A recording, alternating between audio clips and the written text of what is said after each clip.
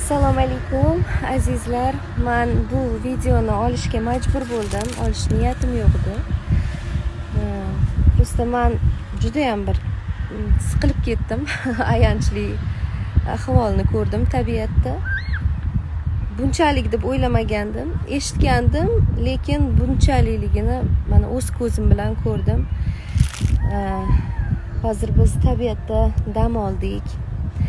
Maza qildik, toza havodan bahramand bo'ldik, tabiatning go'zalligidan, Alloh yaratgan shunday mo'jiza go'zallikdan bahramand bo'lib o'tirdik.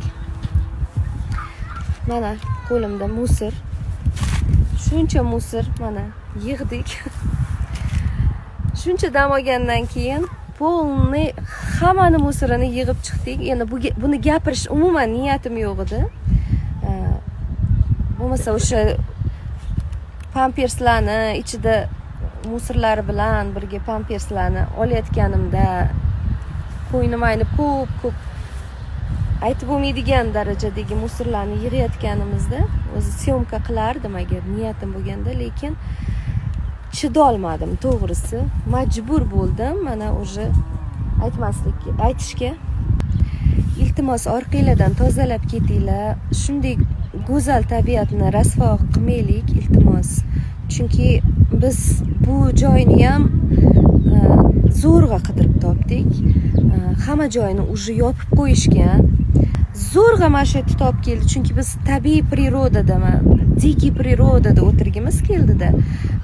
Dacha pacha qilgimiz kelmadi. Tabiiy prirodada o'zimiz mana qilib palatkalar qurib, maza qilib yerda o'zimiz shashliklar qilib, maza qilib o'tirgimiz keldi.